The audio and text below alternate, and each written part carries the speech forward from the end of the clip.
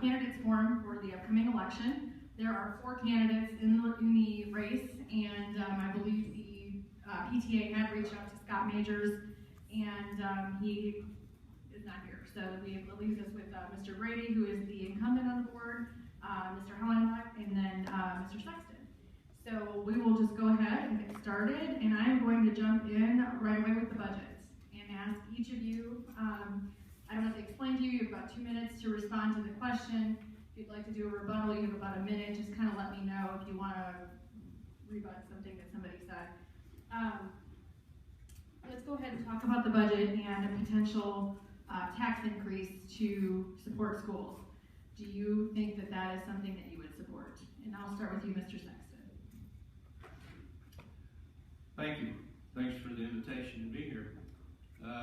$1.4 billion budget, large. I don't know exactly what's coming down the road for increases or requests or proposals, but I promise you I will vote no on any tax increase presented to the board if I'm a member of the board. There are many, many fixed income families. There are many families who are worried about the potential nickel tax for construction. 1.4 billion should be enough. Okay. Mr. Brady, why don't you go next? Thank you. First of all, I want to say I appreciate the PTA for allowing us to have this opportunity to have this forum. It's always great to be able to have the opportunity to talk about the issues. Regarding the potential tax increase, if the administration were to make the case that a tax increase was needed, then I would certainly consider it. You have to take a look at what's going on within our schools and what type of needs might need to be addressed. For me, over the last 4 years that I've been on the board, I've raised taxes 1 time, and twice I didn't raise taxes at all. And this last time I actually lowered the tax. So I think over the course of my time on the board, I think I've raised taxes only 1.4% rather than 4% every single year. In addition to that, one of the things that we need to understand and look at when we talk about budgets is that over the last 8 years, since 2008, the state has not given JCPS any really additional funds. In fact, in many ways, they've actually increased our costs. They've actually handed down some unfunded mandates. So those are things that we always have to take into consideration. Extra funding for textbooks, extra funding for family resource use services centers. So those are gaps that the district has been able to backfill with our budget. Now you might hear that it's $1.4 billion, and that is a large budget. But when you consider the fact that we educate over 101,000 students every day, then you have to understand that you need to compare us to a like-sized school district, not the city of Louisville, not the state budget, but a like-sized school district. And when you do that, you're going to find that our budget is right in line with other school districts of our size. We're not the lowest, we're not the highest, but we're pretty much smack dab in the middle. So that's something that I think all of us need to understand when we're talking about budgets and make sure we're comparing apples to apples and not apples to crayons. Just real quick, Mr. Hallback, before you start, just make sure when you guys speak into the microphone, because we want to make sure the back of the room can hear and I can relate to that. So that's exactly what that's like. Mr. Hallback, what's your thought on the budget and potentially raising taxes? Thank you, Tony. Appreciate the opportunity to speak to the forum tonight. Before I begin, I don't know if people appreciate the fact that the PTA is the largest child advocacy group in the United States. If you think about what the PTA does, it's amazing. So my compliments for the forum, and I appreciate the opportunity. So here is the budget. That's it. 130 pages. A lot of information in here. And if you've ever spent time going through a budget, which I have, you know that it is chock full of information that tells you where the money's going. So when I think about taxes and the approach to taxes, and as Mr. Brady said, the need for taxes, I think that there is money available here to allocate towards where we need to allocate it. So we need to move the money to solve the problems. And I would take issue with Mr. Brady saying he's lowered the taxes. I think a better way to look at it is property values have gone up. And so because they went up, the school lowered the rate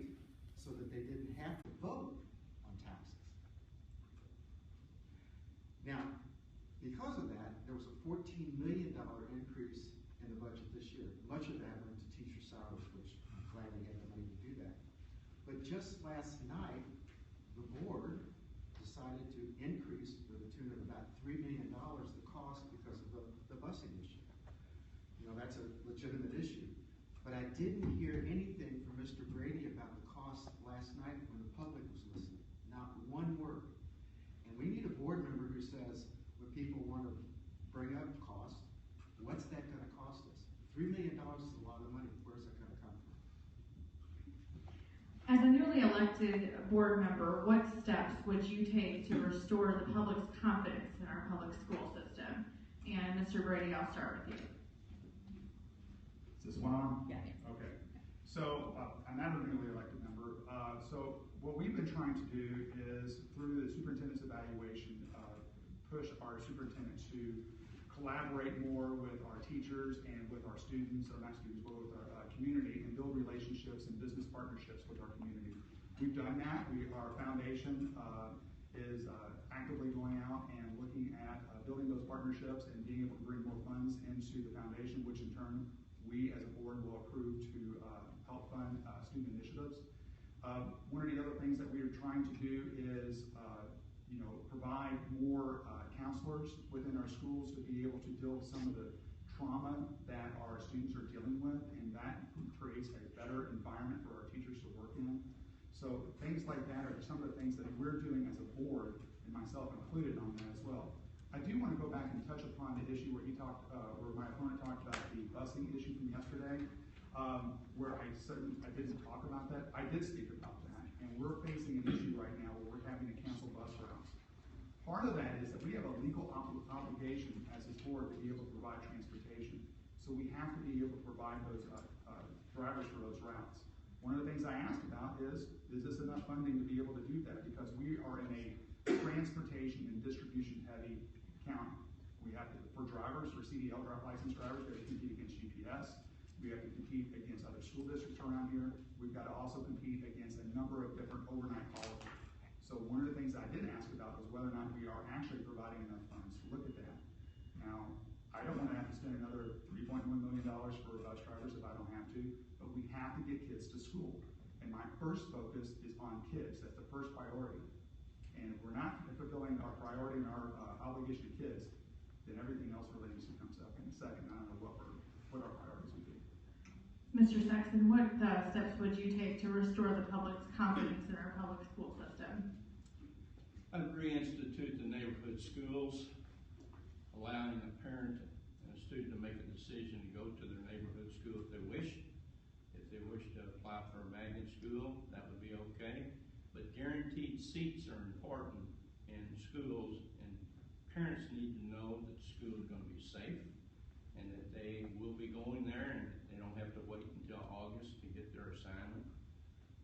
It's important, I think, to have police and medical help, assistance on staff in our buildings. I don't know what better thing you can do to a parent or a student than to have police and medical professionals in buildings to help them get through the school day. Mr. Hahn. Would you repeat the question? Yes. As a newly elected, or in Mr. Brady's case, re-elected board member, what steps would you take to restore the public's confidence in our public school system? Well, if you listen to what parents say on the surveys that the school sends out, there are a lot of parents who have a level of confidence in the schools. It's not where it needs to be, but it certainly is better than some of the dire predictions. Having said that, if we look at some of the issues that have confronted our schools with the underreporting that was done on the board's watch, it's kind of shocking. It causes people not to have confidence in our system. When you see a case where a youngster gets both of its legs broken, and 2 years later the board settles the case for $1.7 billion. For $1.7 million, $1.7 million. That's cause for concern, because those parents out there think that could be my child. So that undermines credibility. As far as Dr. Hargens, I think Dr. Hargens is a skilled professional. What I hear is much what Chris talked about earlier, is that the capacity to engage the workforce has been lacking. And you see that with both the surveys and within the unrest, I guess you would say, of the workforce. So I think a greater outreach to them, more opportunity to spend time within our school community, and I think a heightened level of transparency. And by that I mean a greater explanation to the degree possible of what it is that is occurring that should allow our school students to have more confidence in what's going on. How would you rate the superintendent's performance thus far? Would you renew her contract if it were up for renewal today? And Mr. Hollenbeck, I don't mean to go right back to you, but I want to kind of rotate what questions first. So I'll reiterate. How would you rate the superintendent's performance thus far? Would you renew her contract if it were up for renewal today? So the board does a review, and I think that was in June. And while they won't give what the rating was, I would call it a needs improvement review. And by needs improvement, they cited specifically what they call taking people with you. And that to me was saying that the superintendent needs to do a much better job of explaining herself within the context of the 6,000 plus teachers and the 10,000 or so support staff.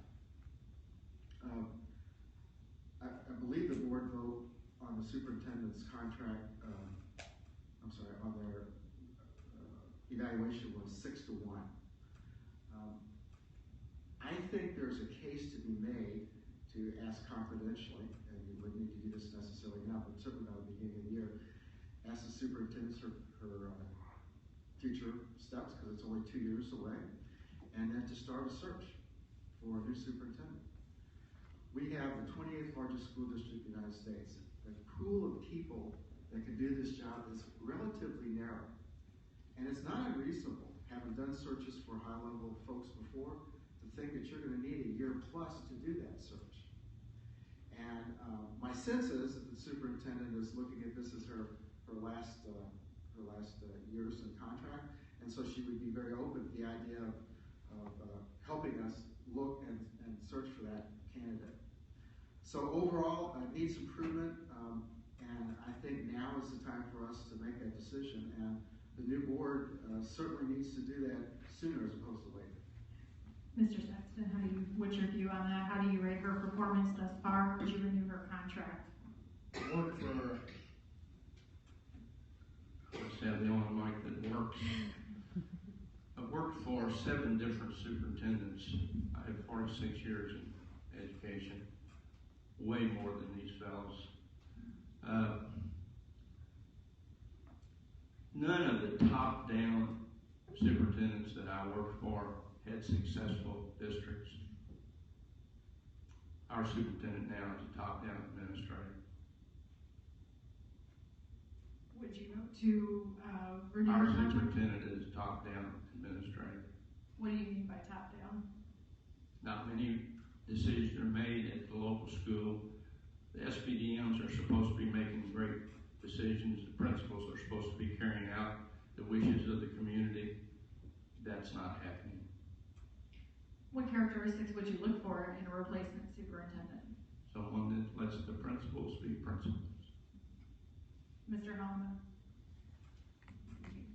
So when I think of capable executives, and this what this job is, leaders, I think of a number of attributes. First and foremost, I think it needs to have someone who has high personal energy, the capacity to energize others. And by that I mean the capacity to get people rowing their oars in the same direction you are.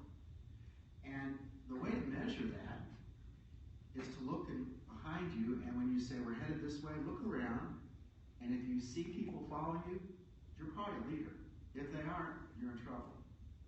So personal energy, ability to energize others, and then what I call edge with style. And you might be familiar with the term edgy. Well, I think of it, Edge with Style, as confronting issues in a professional way. And by that I mean, we don't shy away from taking a tough vote. We don't shy away from discussing a tough issue. We hit it straight on. And we address it in a way that the public understands. The last E was excellence. Mr. Brady, going back to the initial question, which was, how would you rate the superintendent's performance thus far, and would you renew her contract if it were up for renewal today?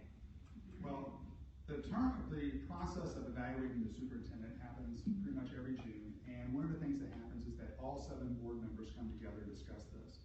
And once we discuss this, we come up with performance objectives, and then we decide, how to best, give feedback to the superintendent. You have to understand that I, and any person that sits in this seat, there's going to be one voice of 7. So, for me to be able to say, I would renew or not renew the superintendent's contract, especially at this time, considering it's not during the evaluation, it would really be a bit of, I would not be doing my job to the best of my ability if I were to do that. I am not going to evaluate the superintendent within a forum like this. It's something that what happens is that we talk with our colleagues, and also we have to give our superintendent a chance to present her evidences to be able to say, this is what I've done to be able to meet the objectives that the board has outlined, and see whether or not that you've met those objectives. Are there concerns that I have? Certainly there are. The data integrity issue that was brought up a little bit earlier, that is certainly an issue. That's one of the reasons why I called for our external audit folks to be able to do an audit of our data. If we're going to be a data-driven district, we need to make sure we have data integrity to be able to make firm and good decisions on. So, and when we're looking at leaders in this district, to say that Dr. Hargens doesn't have energy, I think would be in a way not to really pay attention to what she's done.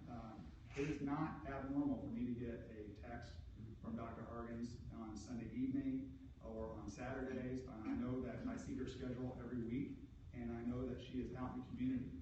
Now, are there areas for improvement? Certainly there are, and I have voiced those concerns within the superintendent's evaluation. But I'll let that evaluation speak for itself and give Dr. Hargens a chance to be able to respond to that. Let's shift a little bit, because in your particular race, we have seen some advertisements from different external funding for ads outside your own campaign fund. If your campaign has received external funding, what is your connection to the group that funded those ads, and why do they support you, and what do you expect from them in return? And I know, Chris Brady, you have picked up an endorsement, and there's been some advertisements, and you as well, Mr. Hollenbeck. I don't think I've seen any from Mr. Sexton, so maybe just be a directed question for the 2 of you. Mr. Hollenbeck, you can start. I think it's go ahead. Yeah, before I begin, I want to step back for a second, because Mr. Brady said he didn't feel comfortable talking about Dr. Hargens' evaluation in this setting, but that's exactly what happened in June. You gave a synopsis of it. It was in the newspaper. All the elements were there. And I did not say she did not have energy. That's a mischaracterization of what I said. I said the superintendent in the future, one of the attributes needed to be a high level of energy. That's no disparaging words to Dr. Hargens. And the question about advertising, well, there's money in politics, right? And while this is a nonpartisan race, this is the most political nonpartisan race in the whole community. So I don't control what people say about me or what they said about me, and I hope it's accurate. I really hope it's accurate. I actually spent more time with courting the Better Schools Kentucky group than any other group in the community. I reached out to them. They were very nice to listen to me, to listen to me a number of times. I pestered them, you might say. I talked to their president. I talked to the political director. I talked to the vice president. I had a meeting with them. I got a meeting within the committee, but they chose not to represent me, which was discouraging because I have 9 years of teaching experience. I was an assistant principal. I spent 20 years as a senior VP of a $3.5 billion public company. I sat in a board of directors meeting. I understand how a board is supposed to work and govern. And I would take one other thing, because your information, Mr. Brady, says you are the only candidate with actual teaching experience. And I asked Jim tonight, I said, I don't think that's accurate because I think you've got 50 plus years in education and I've got 13, so please correct that. Sure, be happy to. So I'm the only candidate with actual teaching experience. I'm also, there's two other points there, the only candidate that has children currently in JCPS, and I'm also the only candidate with board experience. Those are the 3 bullet points that are on the front of that card, and for him to say, oh, you're just the only candidate. Either you're not reading the rest of the card, or you're trying to not really talk about the issue. And that's actually kind of what's going on here, because we're not talking about the fact that I am endorsed by the majority of the employees that make up this district. These are the women and men that teach our kids every day. They care for our children. They're on the front lines. And I am honored to have their endorsement. What he's not talking about is the fact that he got endorsed by a group that's pretty much representative of about 5 to 7 multimillionaires.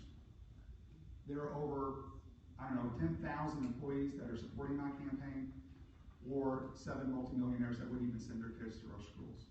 You decide whose endorsement actually means more. Mr. Hallenbeck, would you like to respond to that? The endorsement that matters will be on November the 8th. That's the only endorsement that matters. And that endorsement is by the district voters of District 7. And having spent the last 6 months canvassing that district, I can tell you they're not happy with the direction of the current incumbent. That's why I feel very confident that that vote on the 8th of November will be the vote that matters. And I'm looking forward to the opportunity to being the voice not just of JCPS, not just of JCTA, and not just of all the interest groups, but of those hardworking parents who every day want to see their kids get a good education, an education they can be proud of. And of all those citizens out there who don't have kids at school, but see that tax bill every year, and they wonder what that $1,400 or $2,000 is going to. That's the vote that will matter on November 8th. Mr. Sexton, I'd just like you to obviously have a chance to jump in here. I'm just laying back here, the rocks are flying, and I don't want to get hit. I would like to ask just a little bit though, in terms of unions, because we are bringing up unions, and JCPS has a lot of unions that represent, obviously as a former administrator, you're aware of that. I'm aware of it. I'm self-funded. Right, no, I understand that. Self-funded. I understand that, but there are a lot of unions within the district. I'm endorsed by the American Family Association.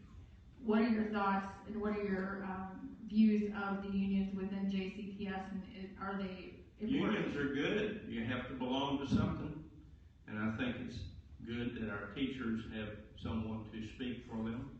I think that we could allocate more money to the classroom if we maybe move some of the positions around that are helping teachers teach. Teachers don't need that much help. What are your priorities for the district in this coming year if you were appointed or elected to the school board? I'd like to see vocational schools reinstituted.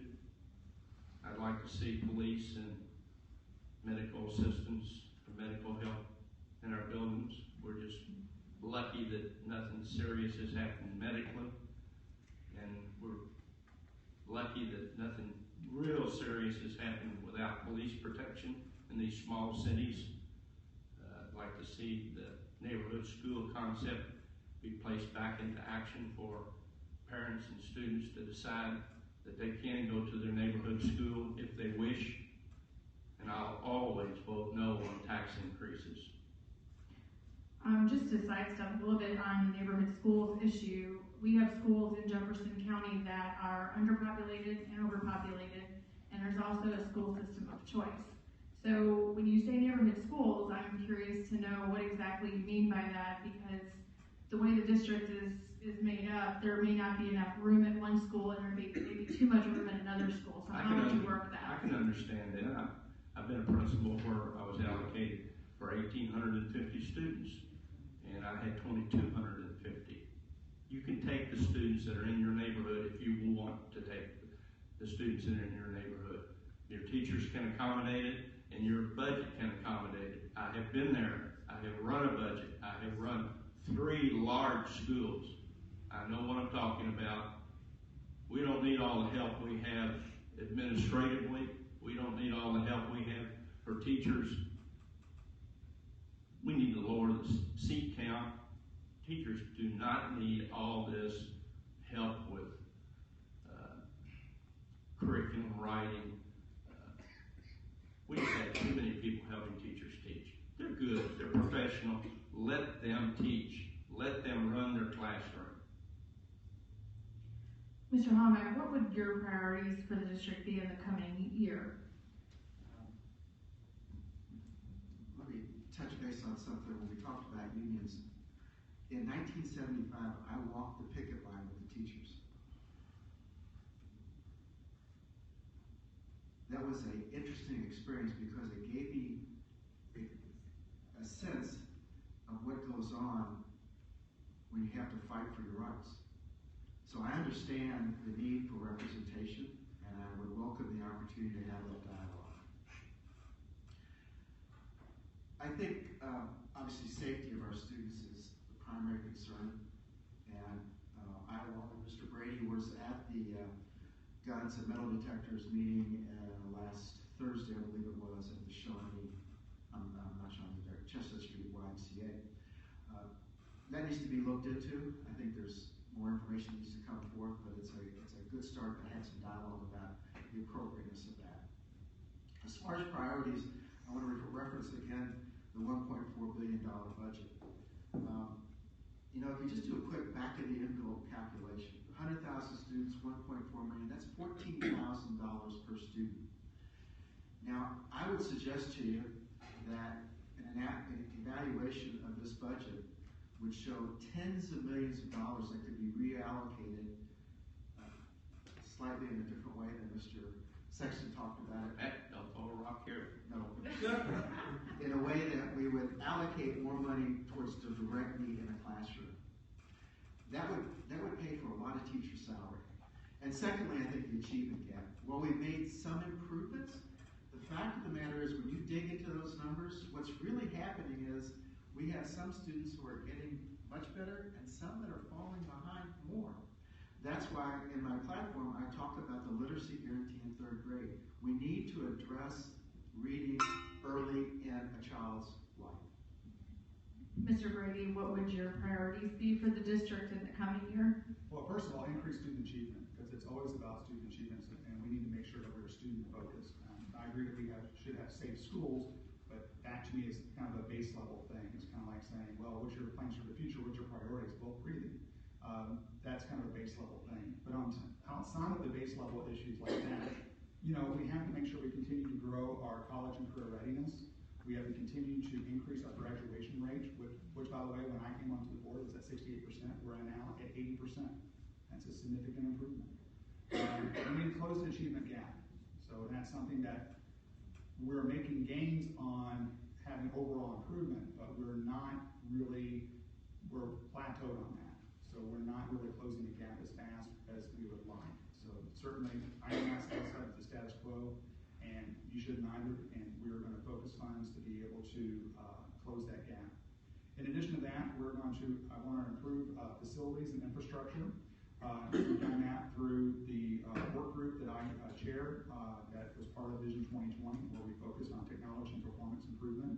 And because of that, now we have an infrastructure facilities plan, and we're going to be developing a plan to be able to improve our infrastructure here within the district, because we have over $1 billion of unmet need.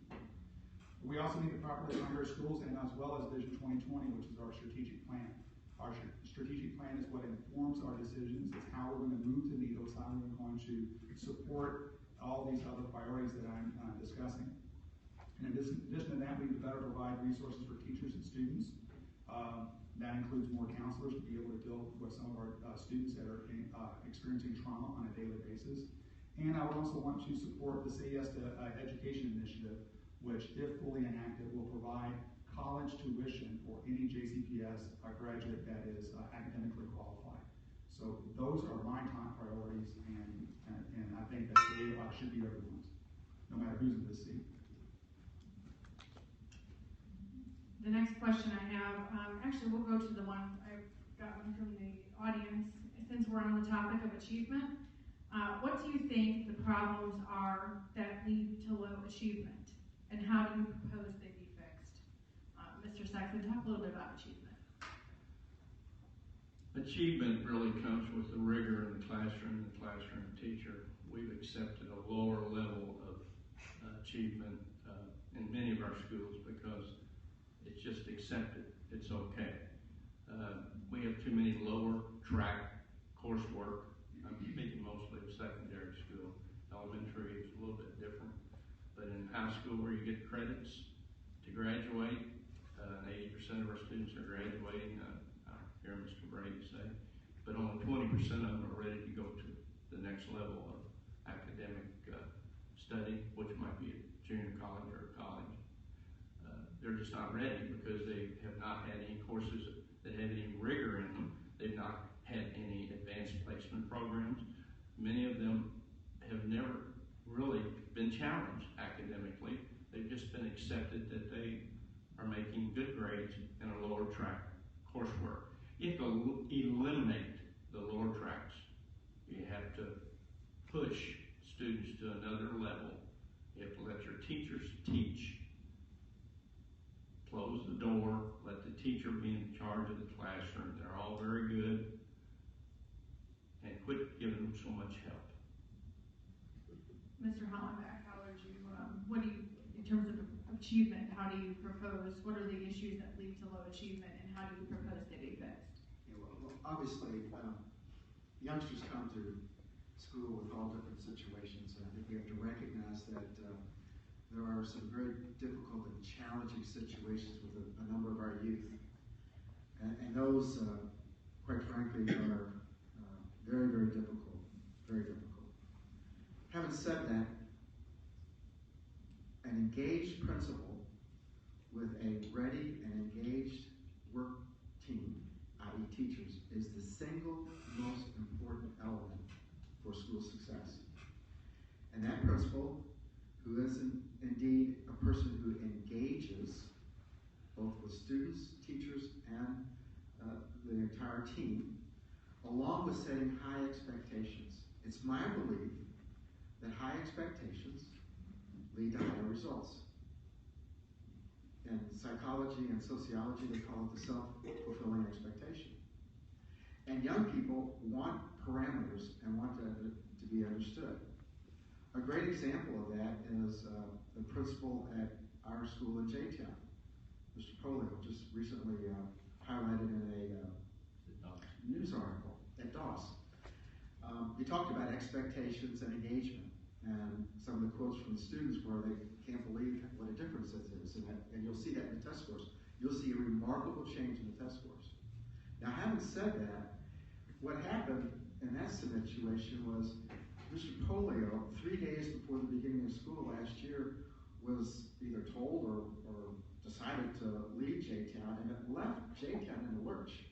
And that's where I think a school board member has an obligation to say, time out, superintendent, we're making this change, can we wait a little bit before we send somebody off to a new location with no backup? And that backup is where we really need to have greater bench strength. We need to have a much more robust teaching and training opportunity for our principals so we can not have that situation. Mr. Brady. Let me carry on that particular thought thread just for a moment, just to clarify. Marty Polio, former principal at J-Town, took over at DOS in July. He got off of that job in July, and pretty much had his teachers in place by the time we went live or went with the first day of school. Now, however, J-Town High School itself, though, did get their principal like the day before, within hours before actually the start of school. That was Matt Kingsley. And I can assure you, I did talk about that quite a lot.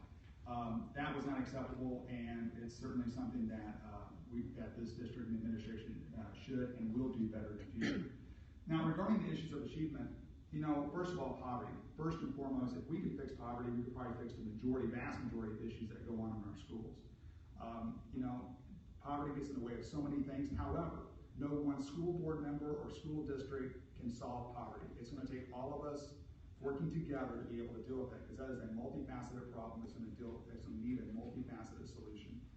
In addition to that, I heard 20% of folks are college and career ready. Actually, it's around 76%.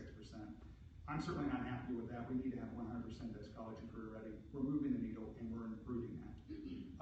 We have a lot of dual credit programs right now, even despite the fact that the state kind of changed some guidelines, but the school district is providing more funds to be able to deal with that issue and that deficit. We also need to have deeper learning. This is called out within our Vision 2020 plan. Deeper learning also deals with individualized learning, and it's important to understand that you have students that don't learn at the same rate, because not everyone's the same. So we have to make sure that we have individualized learning that's targeting the individual and not just trying to fit them into a cog into a peg circle. We also have principal development. Marty is a prime example that Marty is doing fantastic things over at DOS, and you can check out, I guess, our meeting yesterday when he talked about that. So fantastic things, and we're happy to have Marty there. Let's talk a little bit, let's get away from achievement a little bit and talk about the student behavior discipline issue, because I know certainly I've written and covered a lot about discipline and student behavior in the last 2 years or so. The incident numbers have gone up. What are your thoughts on discipline in the classroom and this issue with student behavior that is leading to people leaving the profession, whether as a bus driver, or a teacher, or an instructional assistant? Where are you on that issue? And we'll start with you, Mr. Hollenbeck. Well, first, I think many people in this audience probably are familiar with the disparity in the reporting that happened last year. And it occurred to me that not only does that undermine the confidence in the community, but it does a disservice to our schools. And when the news came out about that, and there was a report that talked about a code of silence, and we had some security officers say that they had to check into the fact that there were no reported incidents at the school when there were clearly dozens. You scratch your head and you say, what's going on? That is not healthy. It's not good for anybody. The code of conduct, the change that was made this last year, I think was a healthy one. It talked about being very specific as opposed to just a general disruption. I think that's very helpful, because there's a big difference between a student who mouths off and calls a teacher an ML, and a teacher and a student who says something out of turn or maybe is a little bit disrespectful. I think what's challenging from a teaching standpoint is when you see that student right back in the classroom, and there's not equal justice for those who commit violations of the code. Goals begin behavior, and consequences maintain them. And when there are no consequences for poor behavior, then we're doing a disservice to those youngsters, because the heart of discipline is to teach and train someone what to do right. And when we think of discipline not as punishment, but as a way to teach and train people, then it changes the perspective. Mr. Sexton. Well, you happen to ask an area that I've had a lot of experience with. Everyone thinks the teacher of the classroom should be the disciplinarian. And that's where we make a huge mistake.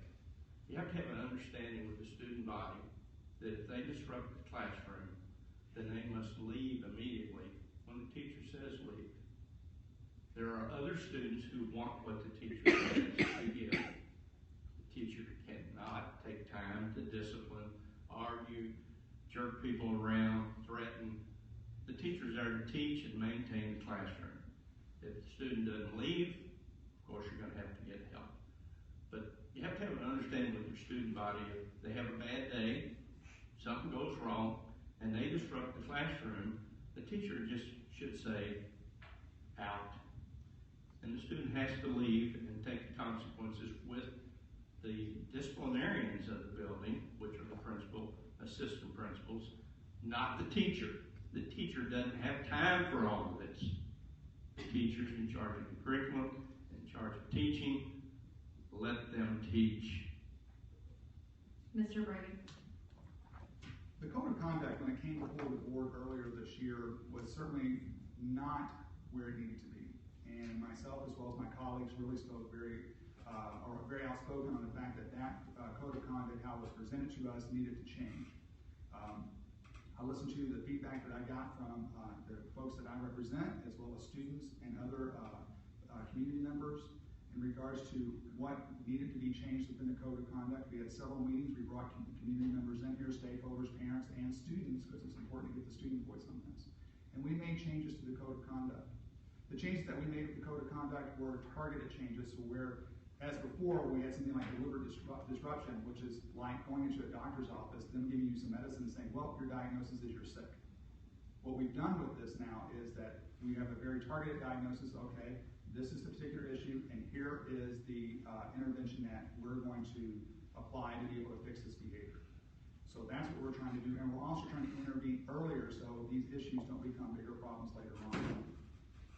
You know, one of the other things we're trying to deal with improving classroom behavior is having more trauma-informed teaching and care with our students, and that's through our Compassionate Schools project.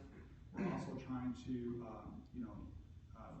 understand that different cultures have different ways of expressing themselves. Marty Polio talks about this, that some cultures are very expressive, and for some newer teachers coming in, they may not know how to take that, and they may, for some reason, feel threatened by that, but it's just, a student being able to express themselves, or being, just very outgoing. But that being said, though, regarding some of the, what was mentioned earlier about the reporting issues, that's something we also need to make sure that we stay on top of, and that's one of the reasons why I called for an external audit report of those reporting to make sure that we do have accurate numbers and reporting those the way they should be reported. Let's start, we'll just move right on to charter schools. Do you support charter schools? Why or why not? And we will start with Mr. Sexton. I support charter schools or any option that parents have if in fact charter schools are run by the district. And that is the case in Indiana. That is not the case in Kentucky because the legislators have not decided about charter schools. But it should be that a mayor or a school superintendent can open a charter school in this district if our superintendent proposes it to the board and they accept it. This gives another option to the parents that we already have options for magnets and traditions, and charters are not any different. There's an excellent charter school in Evansville, Indiana that is run by the Evansville Public School System. It's called Signature High, and it's the #1 charter school in the nation. Mr. Brady, charter schools? I don't support charter schools. To me, you are publicly subsidizing private education, plain and simple. You're taking funds that would normally go to the public school system and you're transferring to a private company, even if they say they're a nonprofit that is not transparent and not locally accountable. One of the things that you talk about, if you were to have a kid that goes to a charter schools and they'll say, well, those funds should follow that kid. Okay, fine. But the fixed costs don't follow that kid either. So it's like keeping the lights on, the water, the utilities, the building maintenance. None of those costs also follow the child to a pretty much private charter school. I think it's important to understand that when we talk about we can get people to start charter schools, well, yeah, pretty much anyone early has. Pitbull is the musical artist, has a charter school advocate. Andre Agassi has a charter school. It seems like anybody who's famous can just decide that they just want to start teaching. That is not what we need in this district. That's not what we need in this state. It's really not what we need in this country. That's why the NAACP is against opening more charter schools. And you have to ask yourself, if you're on the wrong side of the NAACP, then you really need to rethink your position. Now, tying this back to an earlier question, where we're talking about, the endorsement that matters, and I want to represent, the constituents of District 7, which I absolutely will and do. But we also have to understand that the Bluegrass Fund is all about charter schools. And what that fund is, what those handful of millions and multimillionaires want to do is be able to create a charter school system within the district and take advantage of that opportunity being created.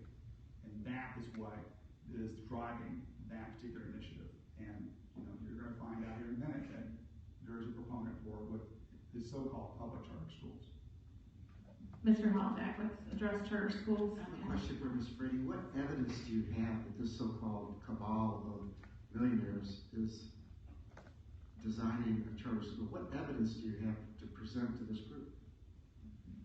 Well, this isn't a court of law, and I think it's pretty apparent the fact that whenever you have charter schools that come into a district, what happens very often is that there's a lot of fraud and mismanagement of that money.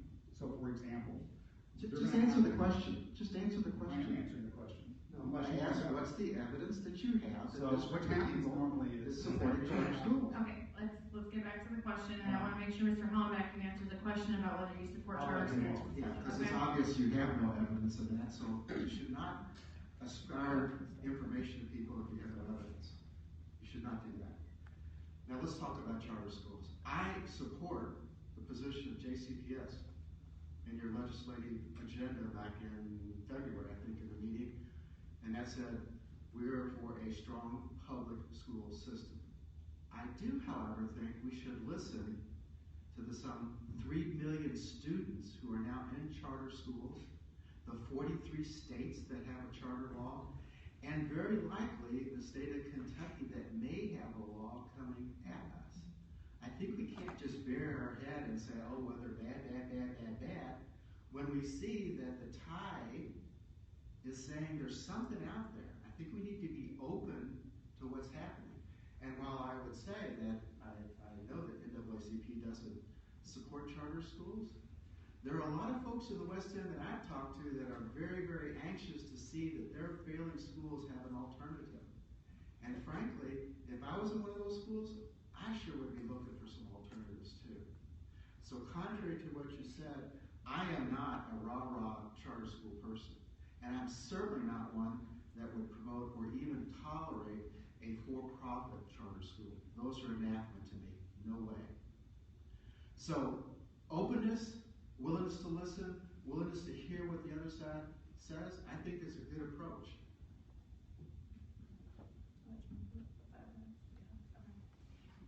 Let's go ahead and, on that topic, if charters are approved, how would you ensure that the education reform horror stories that we hear in other districts would not happen here? And since, Mr. Sexton, let's start with you, since you said you would be in favor of possible. I understand. I said I would be in favor if the charter schools were part of the district, the Jefferson County Public School District, which the legislators, if in fact they vote in charter schools, will allow the city mayors or the district superintendents to have charter schools that are not for-profit private schools outside of the district, but in the district. You know, those I would support. I think we need as many options as possible. We have a definite talent drain going on here in Jefferson County. I've been in the district a long time, and we've always had about 100,000 students. But the private and parochial system keeps growing. The surrounding counties keep growing. There's something going on, and it has to do with safety, and it has to do with achievement. Now, whatever we can do to add to, and the charter schools help retain our parents, the neighborhood schools help retain our parents and students, we need to do it. And we need to put more rigor into the classroom, allow the teachers to teach. Mr. Hollenbeck, how do you prevent those education reform stories you hear? You know, and for clarification, there has been horror stories in both the public charter schools as well as the private ones. There's been successes and negatives for each, so just keep that in mind. It's not just towards the private or the public aspect. Right, and to your point, you know, there are a myriad of examples of some pretty low-handed activities by so-called charter schools that are for-profit typically, that do all sorts of funny things with property and selling and shell organizations, and that's why, as I mentioned, for-profit charter schools is not the way to go.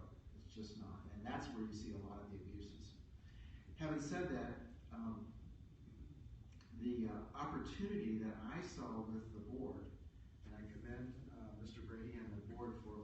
examining the W.B. Du Bois Academy model that they've had a work session on about 2 months ago. And I would submit to you that's pretty close to a charter school. There's nothing that prevents Jefferson County from having charter schools in their system. It just means that money stays within the system. So looking at that opportunity, I think, is a good way to think about how Jefferson County makes sure that there's not this drain that Mr. Sexton talked about, which is absolutely correct. Plus, the capacity for us to have more traditional schools, I think, will draw in more parents who see that as an opportunity to have a setting which they feel more comfortable with. You're opposed, I don't know if you want to address Well, that. yeah, actually I would, because one of the things we keep hearing about is private or public charter schools versus private charter schools.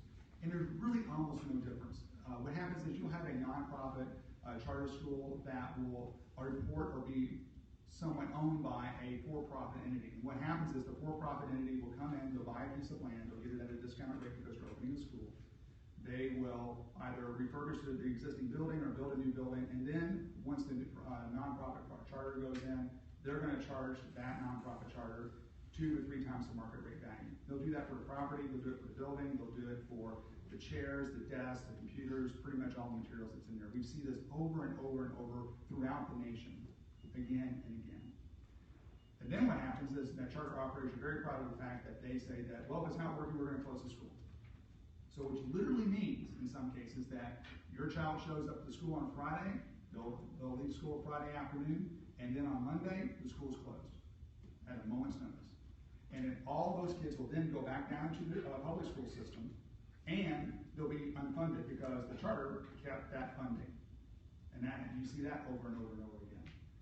I just don't see the us opening Pandora's box on that. And the other thing about the how it would come into the district is that all you need to do is take a look at Nashville, where they had a charter school that wanted to build a charter, wanted to come into a school right across the street from the existing public school. The school board there denied that application, and that particular charter operator went around the school. They appealed to an appointed committee that approved the charter school and basically took local control out of the hands of the locally elected school board. This is what I would like and pray that we can avoid here in Jefferson County and Kentucky. All right, we are coming to the end of the session. I would like each of you to take about a minute or 90 seconds to kind of briefly state to the voters of District 7 why you are the best candidate for JCPS District 7 in the school board here in Jefferson County. And let's go ahead and start with Mr. Hollenbeck. Well, again, thank you for the opportunity to address this group. And I value the PTAs, and I can assure you that when elected, I will be at your PTA meetings. I'll be at those committee meetings. That's the best way for a board member to hear what's happening. And while it's good to have community conversations, which Mr. Brady's going to have tomorrow, I think it often is easier for parents to talk to you in the setting of their choosing. So when they go to a PTA meeting and they see you, they're more likely to say, hey, you know what's going on with this and that? So again, and I've had a chance to speak to a number of PTAs, and it's been wonderful. So a teacher, assistant principal, business leader, experience with what I would say is a very, very complex financial document. Not enough focus is put on the financial acumen that's needed to understand where $1.4 billion is going. And while there's some things that we have to fund, there is a lot of money in here that we can allocate towards better use in the classrooms and with teachers. Secondly, if you believe like I do that reading is fundamental, we need to address the issue of 50% of our third graders not reading at level after their third grade year. That's why on my website I talk about the literacy guarantee. We need to stop this idea that we can promote kids till they're in high school and then say, oh, here's your diploma, oh, but by the way, you're only reading at about a 6th or 7th grade level. It might be tough for you to be competitive in the world of work. So I welcome the opportunity to take any questions afterwards. I've enjoyed the opportunity to share my thoughts with my colleagues, and I look forward to your support. Thank you very much. Mr. Brady. Thank you. And once again, thank you to the PTA for allowing us to have this opportunity to talk to the voters. You know, as a parent and an educator that has taught in our public schools, as well as in the private sector, and also at the university level, I feel that I have been able to bring a very unique point of view and some interesting ideas and insights to the board. During my time on the board, I've been able to accomplish, I feel, a great many things. We now have a 313 help system. It's a single point of contact. If you have a problem or a concern with the district, call 313 help. We just started that this year, and we would love to be able to help you in the best way possible. You know, I was kind of got the ball rolling on our Camp Edwards Early Childhood Education Center. Not in the district, but it does fill a critical need for those children that are in an area that's underserved, and also to be able to expand our early childhood services. I was able to get the district to revamp its website to be able to find, for parents to be able to find information easier. I also called for the state audit, which was a catalyst for change within the district, and was able to give us a roadmap to be able to reallocate funds and apply those where they were best useful. I also was instrumental in creating the transparency website. I called for that, and this is a way for you, the public, to be able to see how we actually spend our money within the district, and as well as coming up with a facilities and infrastructure improvement plan, which is really, really critical if we're going to go forward within our district. You know, I'm very proud to be the representative of District 7, and I do want to commend my my fellow candidates up here for the opportunity to be able to talk with you today. I'm actually surprised there's only 4 people in the race, because we have such great schools. You know, I would imagine that almost anybody would want to represent this district. So once again, I want to thank you all for the opportunity, and I would hope to earn your vote. Mr. Saxton. Thank you. Thanks to the PTSA. You may remember that was Principal of the Year once. Okay. I served in 2 great high schools that served District 7, Jeffersontown and Eastern. I have 16,000 graduates. They'll vote. Okay. Is that okay? All right. So if you want to add any more, just one last question for each of you. You're all educators. What letter grade would you give Jefferson County Public Schools right now, Mr. Saxton? C+. Mr. Hombach. To be determined.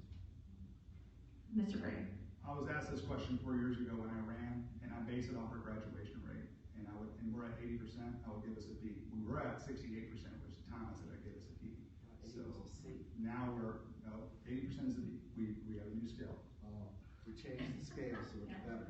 Which, by the way, that scale now levels playing field and allows our kids to be able to compete for scholarship funds with any other kid within the state. The majority of counties around Jefferson County are on a 10-point scale. This is the same 10-point scale they use in colleges. So, and if you're going to say that somehow Oldham County isn't really this comparable to Jefferson County, they use the same 10-point scale, as does Shelby and Spencer and Bullitt, and the vast majority of districts within the state of Kentucky. Thank you to the 3 of you for coming and taking the time out tonight, and if you have any additional questions or follow-ups in the audience, they will be available afterwards. Thank you.